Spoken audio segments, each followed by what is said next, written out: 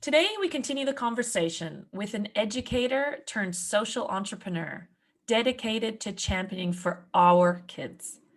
As the most recent Queensland Australian of the Year, Rachel Downie is taking the tragedy of losing a Year 9 student years ago to suicide and harnessing it into a reporting tool called Stymie that she developed. She's self-funded, and it's all to support young people to anonymously report harm to their peers and to themselves.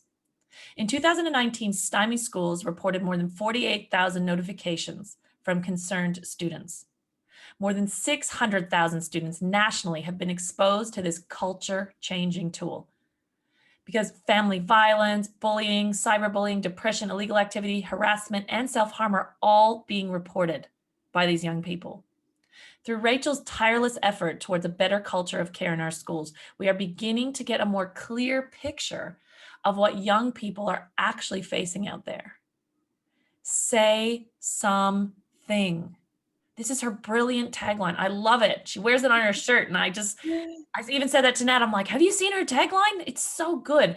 And I can see why it's gaining traction because, when you're not actually inventing stuff, Rachel, you can find her living on the Gold Coast of Australia with her beautiful wife, surfing and painting when she gets a spare moment.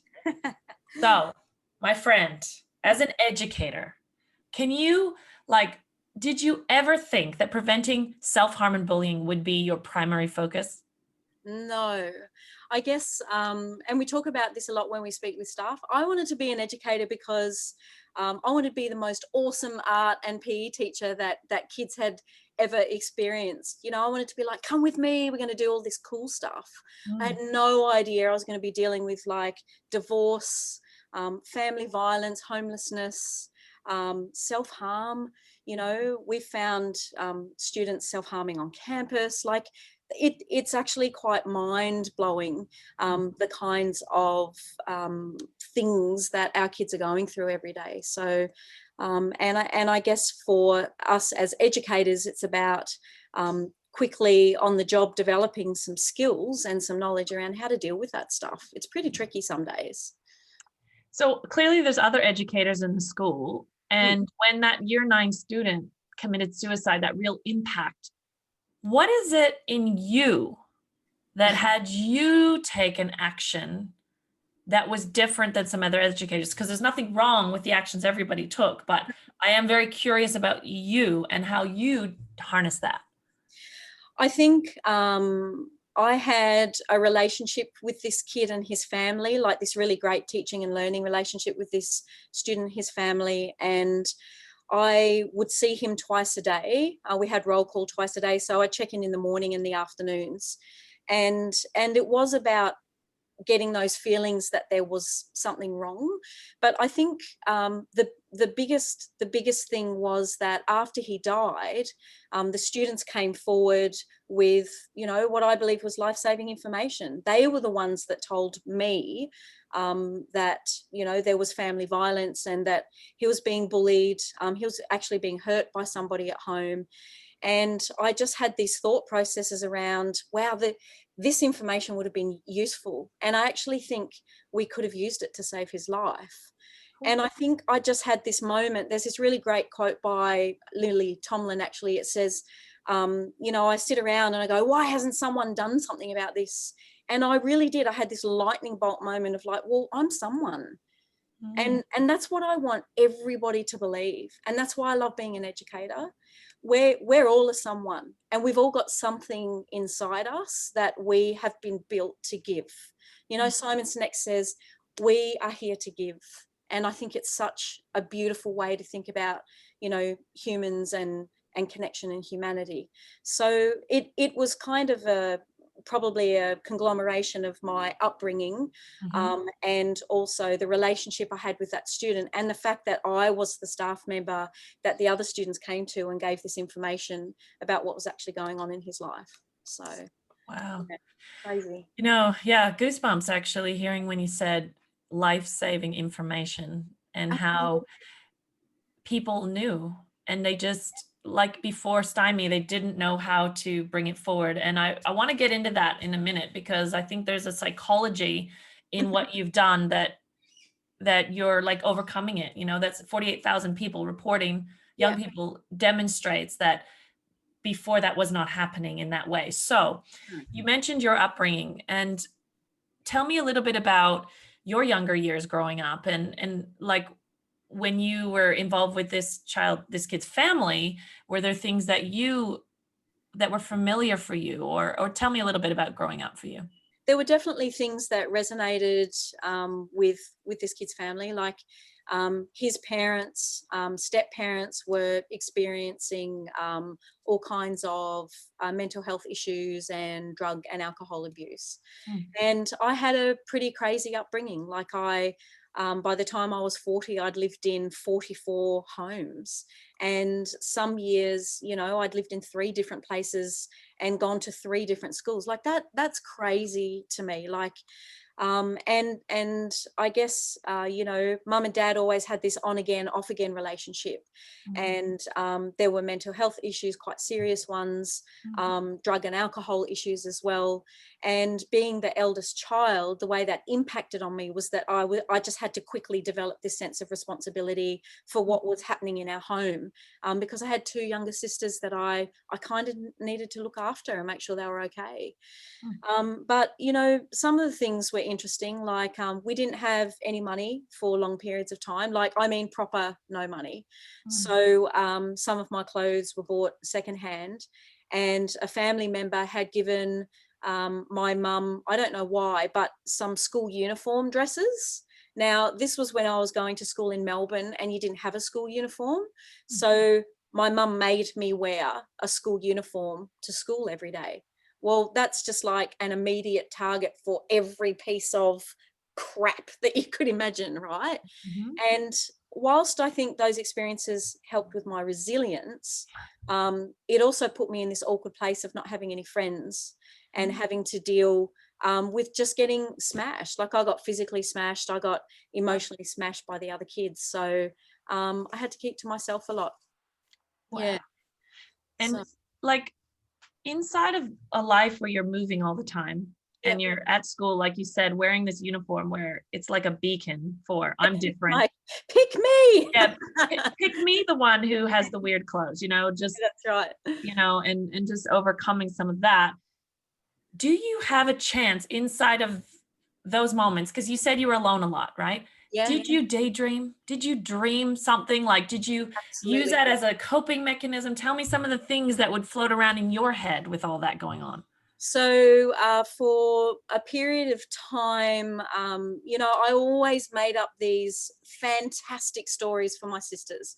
So Mm, I used to tell them that I wrote for Enid Blyton, who wrote The Faraway Tree and The Wishing Chair. So I'd make up all these fantastical stories, but I'd go one step beyond that. I'd build like The Faraway Tree, out of boxes and pieces of crap that I could find, and we'd just go on adventures.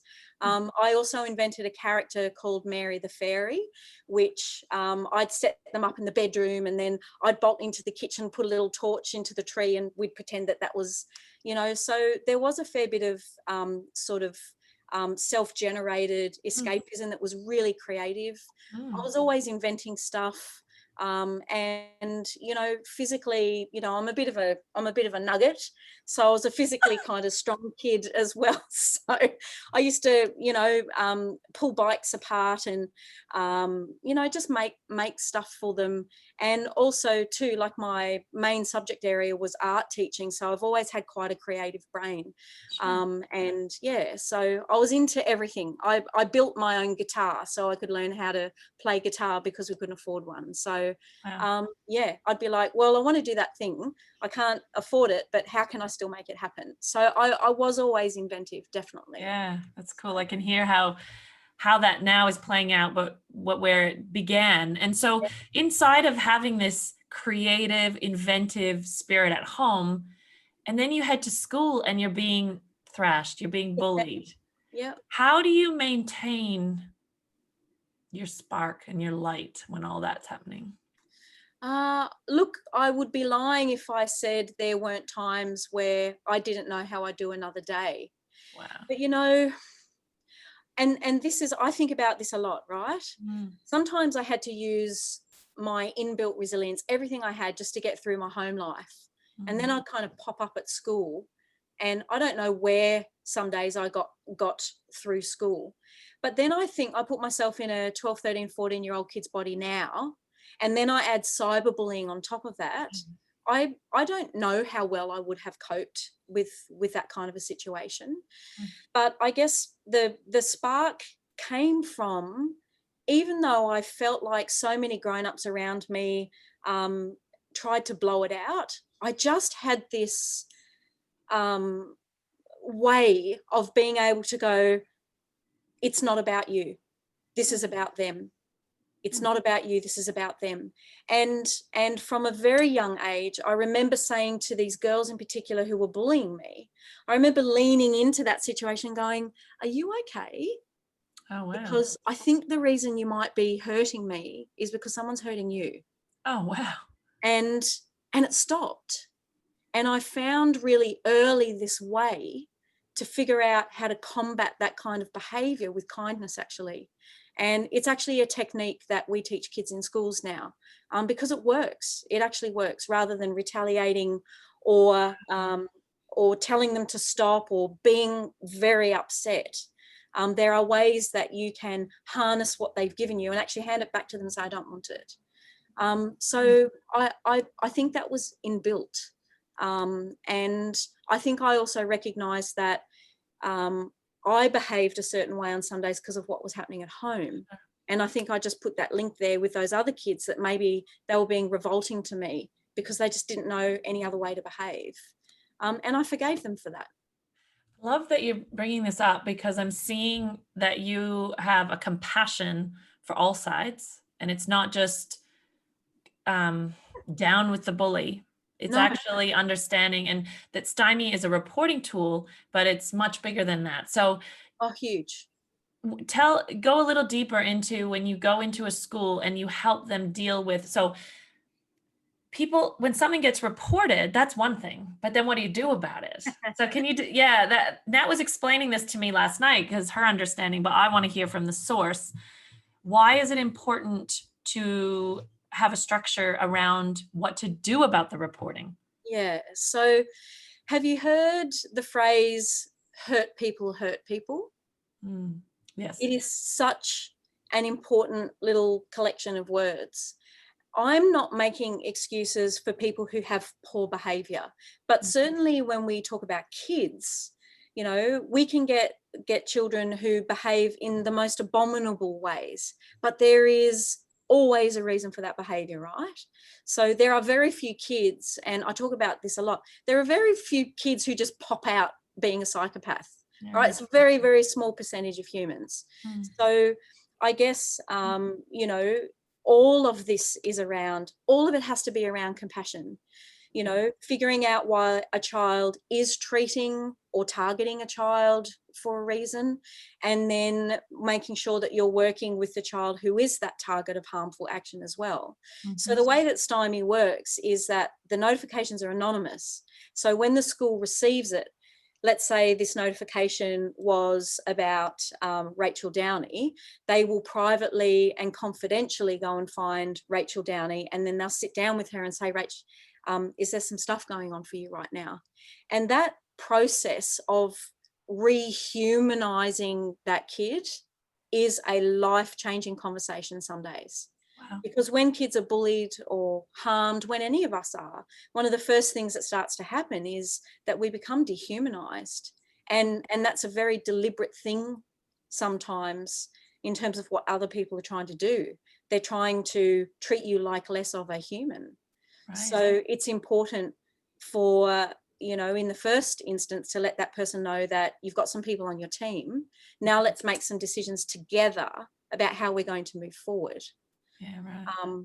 Really important. And the fact that somebody's actually listening, that they have someone on their team, must be huge. Like you just said, how you felt so alone.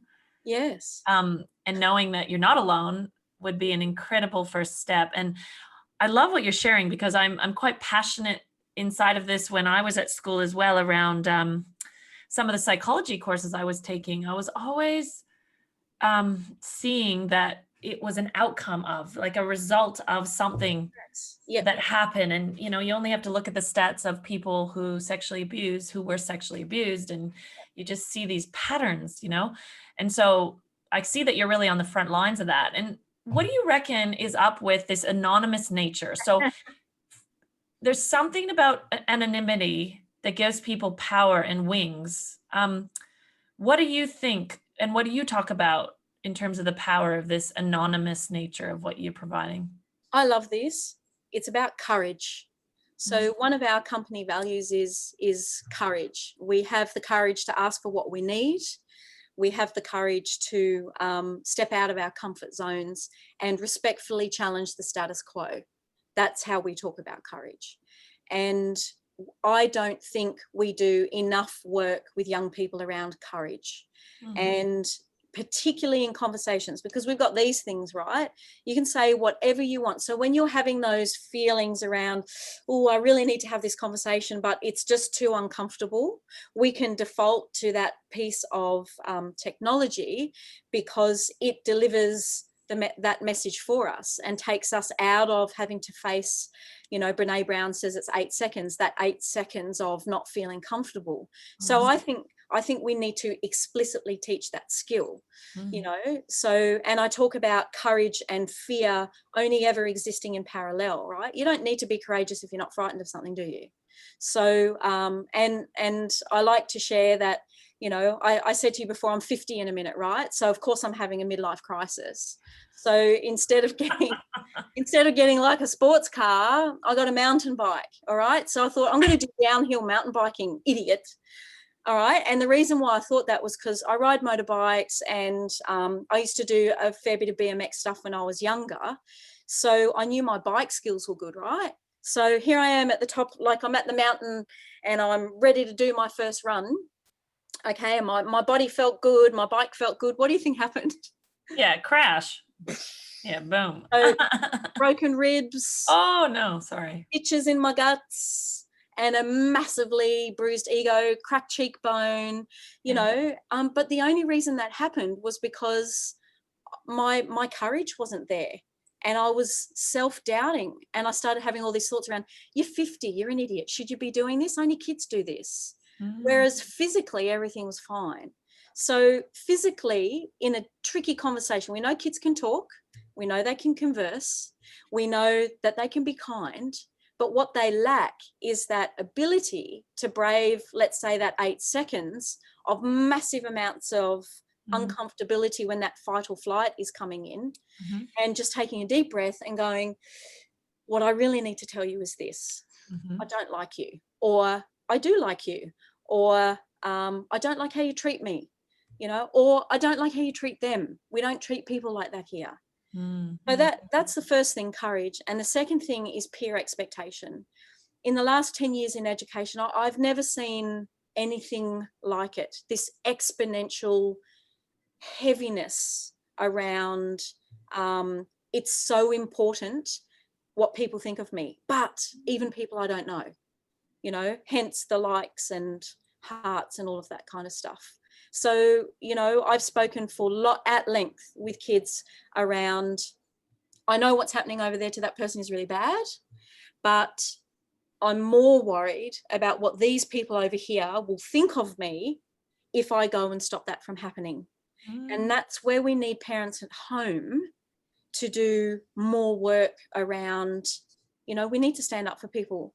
Wherever we go in our lives, we're in a community, and we're all part of this bigger community called humanity.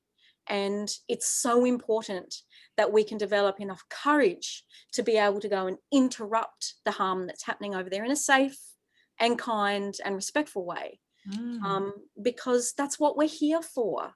That's why we're here, is to support each other and grow and flourish.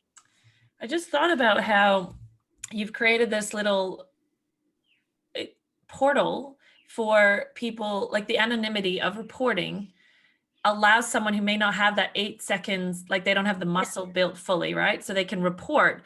But what I think could be really cool too is they then see an action taken. So they see something change. Yes. And that to me also provides the, wow, when something is said, when somebody intervenes, the outcome changes. So I think Absolutely. that can be part of it as well. Like you're educating or like demonstrating through that. To me, that's education too, by doing. Well, I think also part of it too is that we don't go into schools and say, just use Stymie. It's Mhm. scripted. We say, we don't want you to use Stymie if you can actually have the courage to talk to somebody. If Mhm. you've got the courage to go and find a staff member or someone at home or a group of people and say, hey, this stuff is happening, we want you to do that. But if for whatever reason you can't do that, Stymie's here. And my perfect business model is that we do ourselves out of a business because we have reconnected kids with that courage in conversation, and they don't need to use Stymie anymore. And that's why you asked me why I had say something on the shirts. And a lot Yes. of people say, well, why doesn't it say Stymie? Because it's a pretty great word, right? Stymie is a verb that means to stop. And I love that. And I love that we stand for stopping harm. But I don't want them to use Stymie to say something. I want them to find any way just to say something about what might be happening. But the anonymity is important in complex cases like, let's say you and I were best mates and you have divulged to me that you're self-harming, all right? Now, the vicarious trauma as a year 6 or 7 or year 8 student that I experience through that information is enough to undo me. All right, kids are becoming more desensitized to that kind of information, unfortunately. But I have this push-pull inside me of, I can see that it's getting worse and you're becoming more unwell. You've made me promise I won't tell anybody. But my school's got Stymie. And I now have a way that I can anonymously report that you are divulging these things to me that are quite serious, that as a 12, 13 or 14-year-old, I don't have the skills to manage that. And that is an issue. Our 12, 13, 14-year-old kids are in these communities that as grown-ups we don't have access to, and they are counselling each other about really bloody serious stuff. And that is not okay.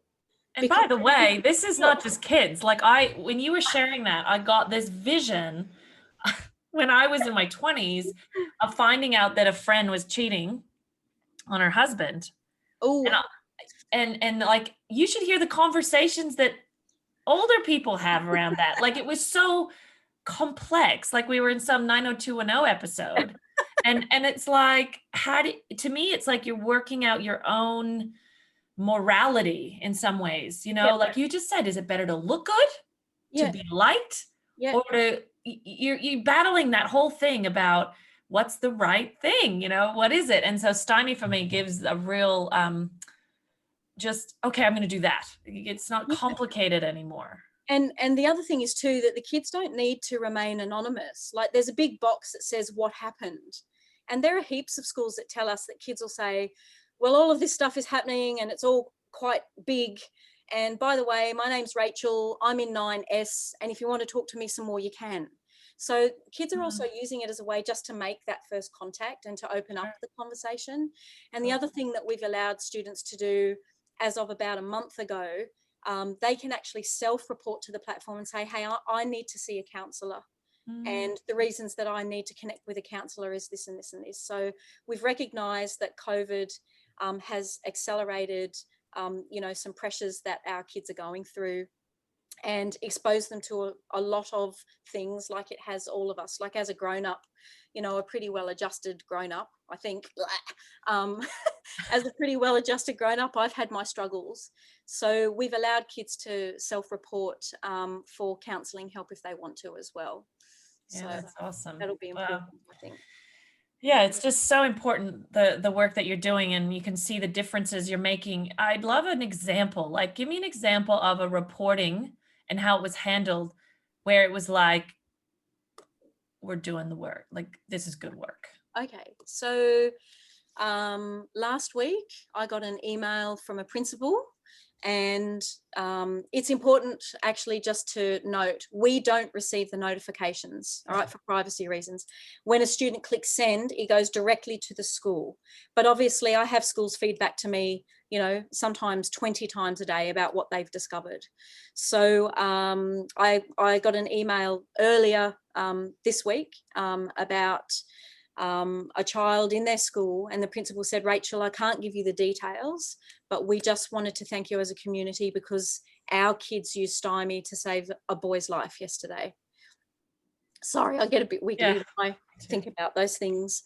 But I guess, you know, all sorts of things. So one of the notifications a school in Victoria allows us to use as an example, we've changed the names, but it was a young girl who they thought just her behaviour at school was very poor. She was disrespectful. She would come intermittently. But going back to that thing where there's always a reason for that behaviour, right? But they couldn't figure out what the reason was. So they received 3 Stymie notifications about this young lady. And with a Stymie notification, you can include screenshots of nasty, aggressive or threatening things that might be happening online. And what they found out about this girl was that one of the text messages that had been sent through, screenshots of a text, was she was being sextorted by a 44-year-old man. And the school had no idea. What? So she had shared some images of herself without a top, and she's only grade 8, but with bottoms on, to someone she thought was a younger boy, and it ended up being a man. Got it. And he was blackmailing her into giving more. So what she did was she told some girls at school, right? And instead of helping her, they bullied her about it and they shamed her about it. And they didn't stop that process that I was talking before, which is, hey, we need to help this person. Yeah. So she stopped coming to school. She was misbehaving in class and acting out. And it wasn't until they received the Stymie notifications that they were actually able to put all of that information together. And then when they found her at home, because she hadn't been to school for a couple of weeks, she was talking all sorts of things like, I just don't want to be here anymore. So they honestly believe that that series of notifications actually saved this young lady's life, because she felt like she was in such a deep hole and the people who were going to help her mates just didn't. Yeah, and what I get out of that too is that she wanted to tell someone, and she actually did. Yeah. And like you said, the thing that you've really highlighted, I think, is young people trying to make their way through that morality. They can't. They can't, and it's developing anyway. And like I even described in my 20s, women in their 40s having a G&T need some Stymie, you know, because the morality of what that discussion is interesting in its own right. So I think that what you're providing too is a little bit of stability, like grounding in that space where these girls, to me, I hear that they bullied her and I think, well, why would someone do that? But it's like they want to be popular, they want to be cool, or they want to be liked, so they think that's cool to do that. And also too, sometimes it's because they don't know what else to do, so they default to that kind of peer behavior, which is actually quite common. And especially in Australia, you know, it's the whole let's find something important and make a joke of it. You know, I've always, like, I don't not have a sense of humor. I've got a great sense of humor, but our ability sometimes just to tell jokes about things a little bit too soon, like that transfers into young people as well. They joke about things that are sometimes just completely inappropriate. So, you know, I get to hear stories like that all the time, you know, kids who have experienced sexual abuse or harassment, or kids who have always just sort of flown under the radar with really serious mental health issues, you know, who their peers have made notifications and said, look, I don't know if you guys know this, but blah, blah hasn't been at school for the last 2 weeks because they just can't get out of bed.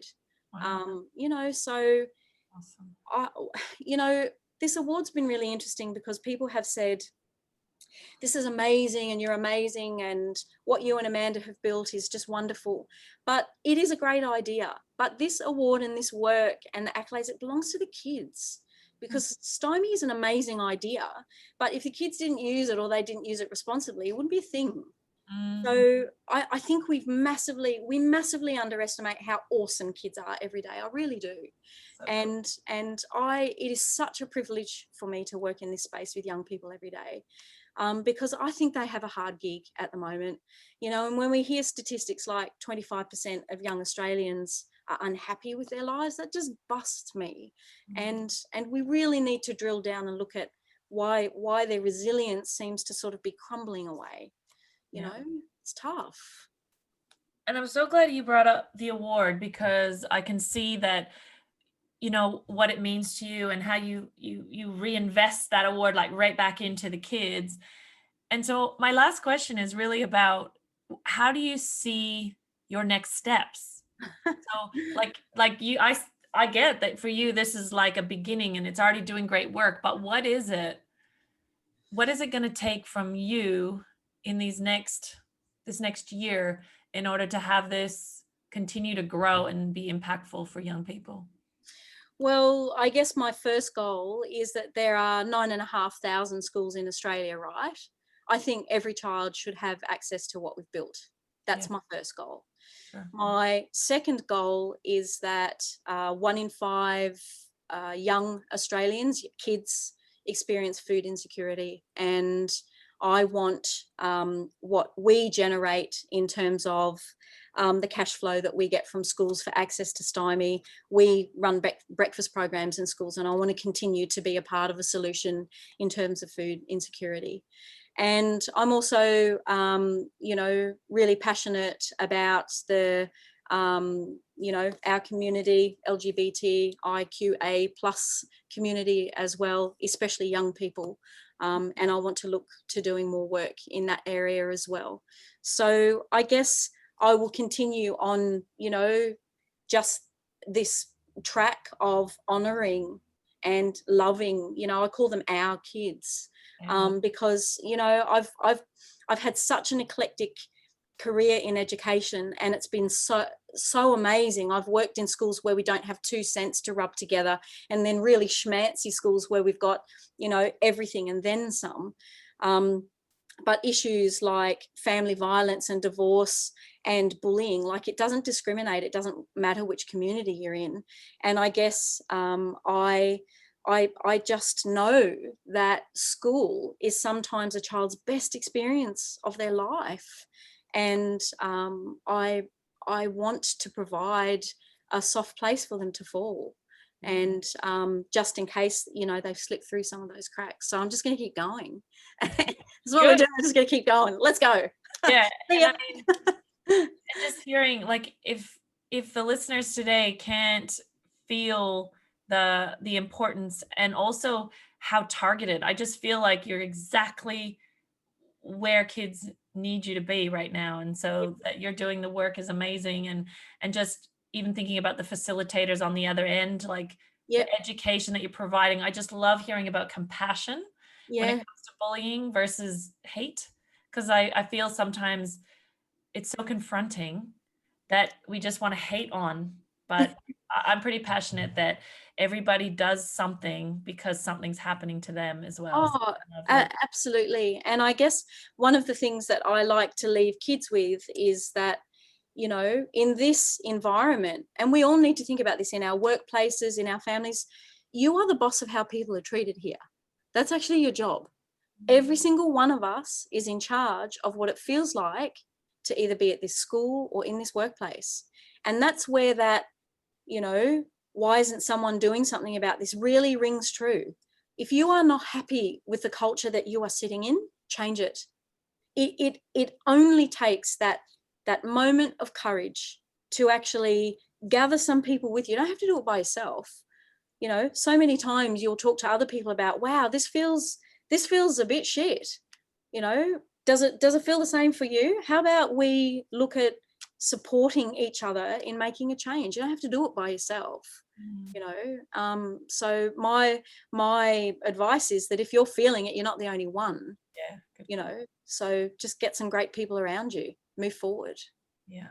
And I love your say something. There's also the do something, do anything, and I just love how it gets you out of your head, out of the doubt. Is it enough? Should I do that? All that head talk. and really into getting back on your bike, you know, the mountain bike, um, and realizing that 50 is just the halfway point. So Yeah, definitely. Rachel, thank you so much for this conversation. I'm So I'm fired up. You got me great. Let's fired go. up. Love it.